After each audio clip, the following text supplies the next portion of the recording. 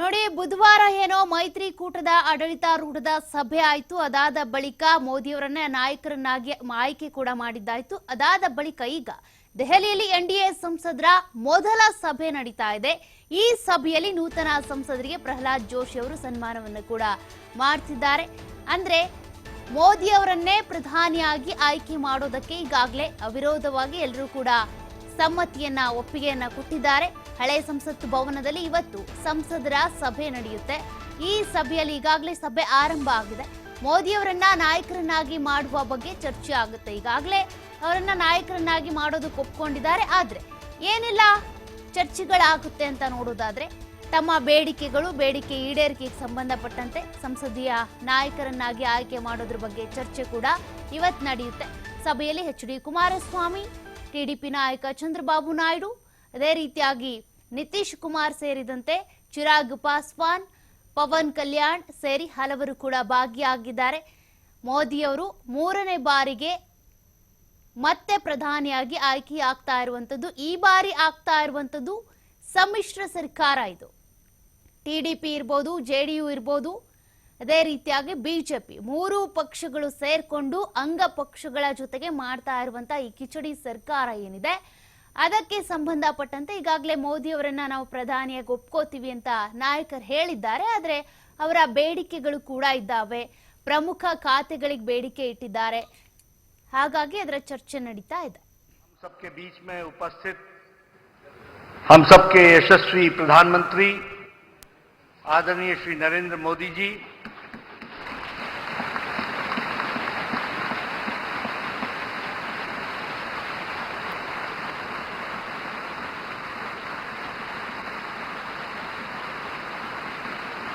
हमारे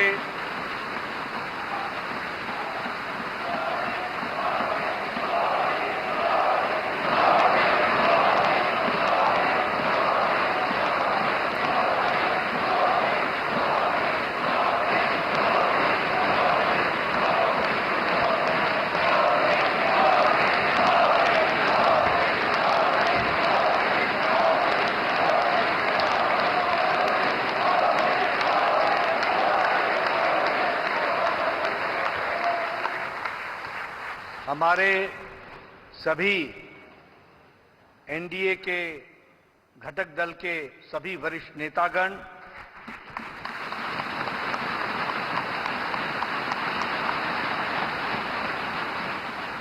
यहां उपस्थित हमारे सभी मुख्यमंत्री, उप मुख्यमंत्री और सभी एनडीए के नवनिर्वाचित हमारे सांसदगण और हमारे सभी संसदीय दल के सांसदगण, ये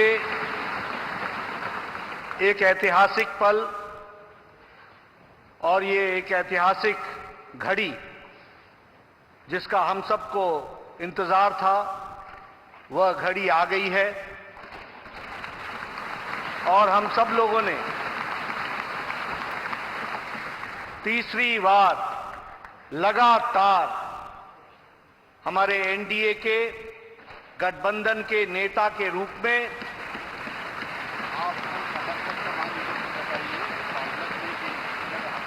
अपने आदरणीय प्रधानमंत्री और नेता का चयन सब करने वाले हैं.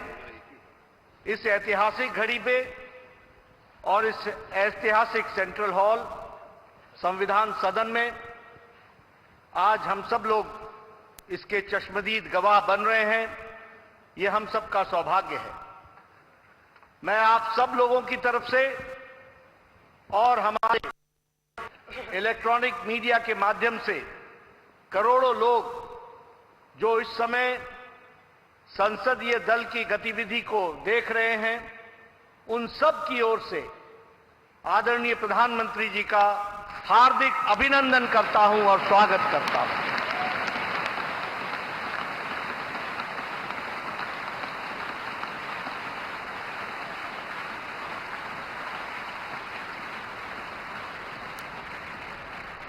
मैं अपने सभी एनडीए के घटक दल के नेताओं का मंचासीन और सामने बैठे सभी नेताओं का अपने हृदय की गहराई से उनका भी हार्दिक अभिनंदन करता हूं, स्वागत करता हूं।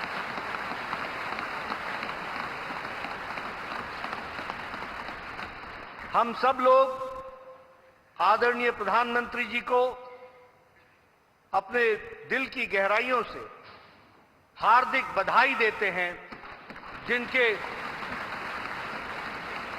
अथक प्रयास, अथक मेहनत हर पल, हर घड़ी, हर दिन, हर वर्ष, हर पल पल देश की सेवा के लिए उन्होंने समर्पित किया। और यही कारण है कि आज भारत पुनः इतिहास रच रहा है कि तीसरी बार लगातार बहुमत के साथ एनडीए की सरकार आ रही है।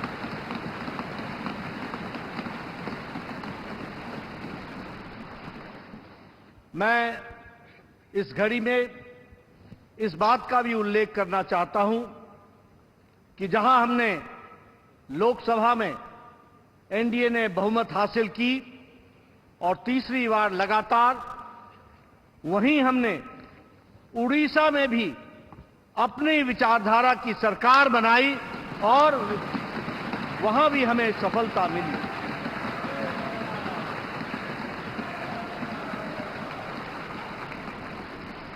मुझे खुशी है आप सबसे ये बताते हुए कि आंध्र प्रदेश में भी एनडीए की सरकार एक तरफा बनती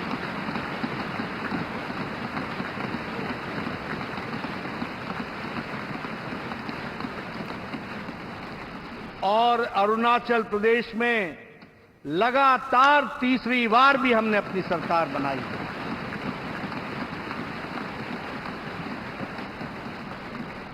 और सिक्किम में भी एनडीए की सरकार बनी है, उसके लिए भी मैं बहुत बहुत बधाई देना चाहता हूं।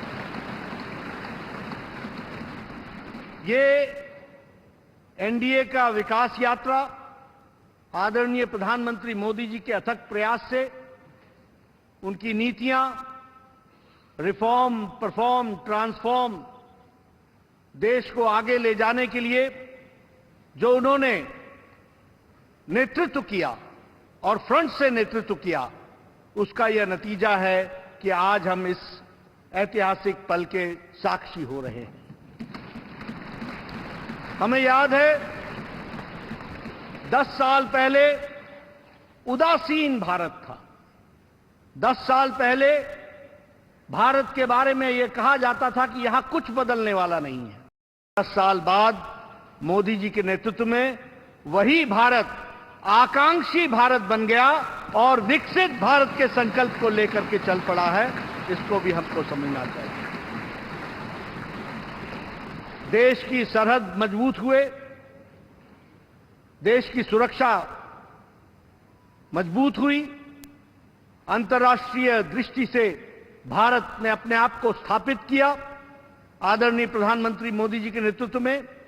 वहीं देश का इंफ्रास्ट्रक्चर आगे बढ़ा और वहीं गांव मजबूत हुआ, गरीब को ताकत मिली, महिलाओं का सशक्तिकरण हुआ, युवाओं के आकांक्षाओं को पंख लगे, हमारे किसानों को मुख्य धारा में लाया गया और हमारे दलितों को सम्मान के साथ आगे बढ़ने का रास्ता रखा।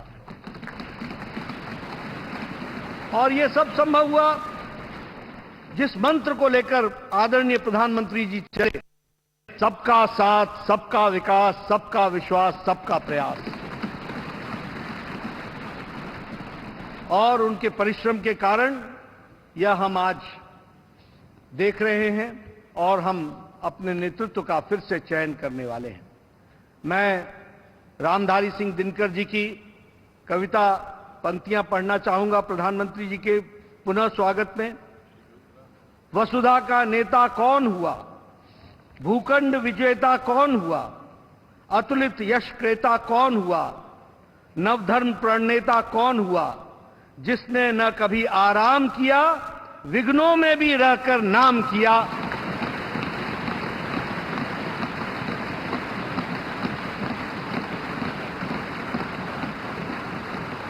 ऐसे हमारे यशस्वी प्रधानमंत्री जी के नेतृत्व में हम आगे बढ़े। मैं अपने वरिष्ठ नेता, भारत सरकार में रक्षा मंत्री रहे आदरणीय श्री राजनाथ सिंह जी से अनुरोध करूंगा कि वह इस सदन में एक प्रस्ताव रखें। आदरणीय राजनाथ सिंह जी।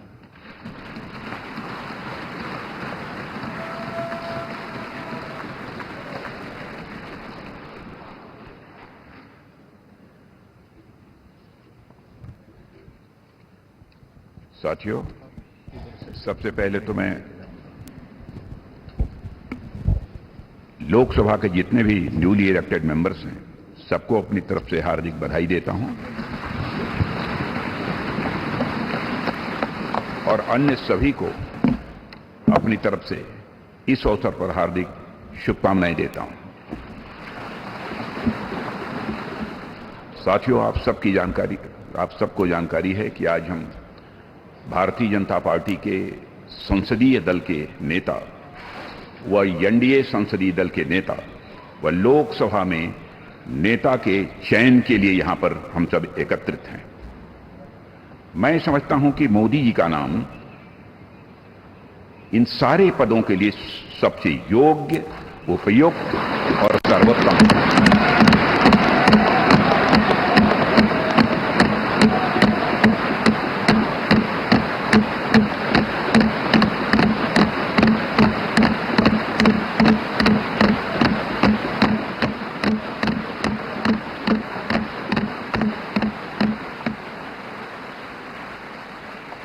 और साथियों, यह बात मैं इसलिए कह रहा हूं कि मंत्रिमंडल में उनके सहयोगी के रूप में उनकी कार्यक्षमता, उनकी कार्यकुशलता, दूरदर्शिता, प्रामाणिकता को मैंने प्रत्यक्ष देखा है और केवल मैंने ही नहीं देखा है बल्कि समस्त देशवासियों ने इसे देखा है।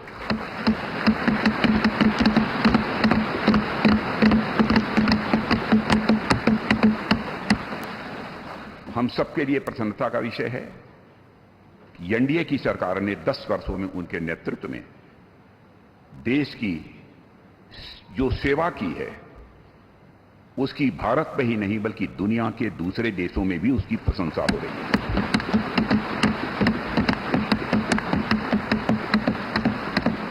हम सबको यह सौभाग्य प्राप्त हुआ है कि तीसरी बार हम लोगों की एनडीए की सरकार बनने जा रही है।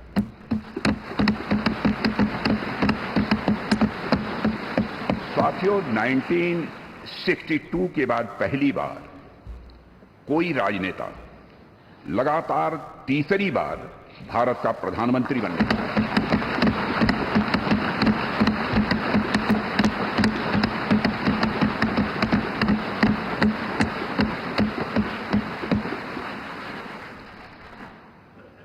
जहां तक मेरी जानकारी है मित्रों, लोकतांत्रिक देशों में पूरे विश्व में तीसरी बार यह अवसर यदि किसी को प्राप्त हो रहा है तो हमारी एनडीए को यह अवसर प्राप्त हो रहा है।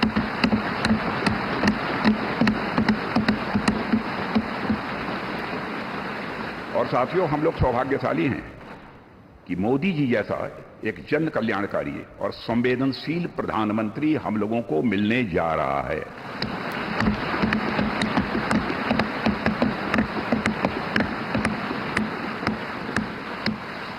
इनकी नेतृत्व क्षमता, इनकी कार्यकुशलता, इनका विजन, इसके कारण मैं मानता हूं कि हमारे एनडीए परिवार में भी वृद्धि हुई है।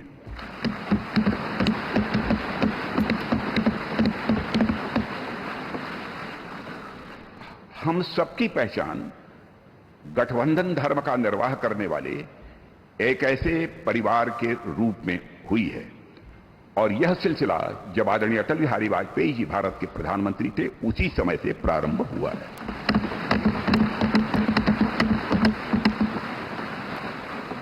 और मैं यह स्पष्ट कर देना चाहता हूं, एलायंस, गठबंधन, यह हमारे लिए कंपल्सन नहीं है बल्कि हमारा यह कमिटमेंट है।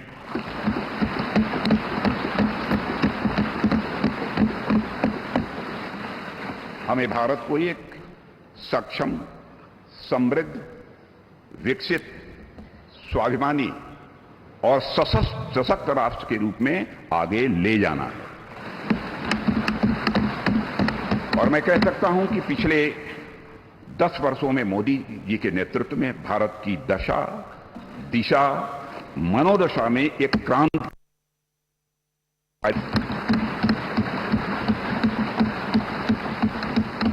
और साथियों, पिछले 10 वर्षों में आज देश इस दौर में पहुंच गया है जहां देश ही नहीं, सारी दुनिया को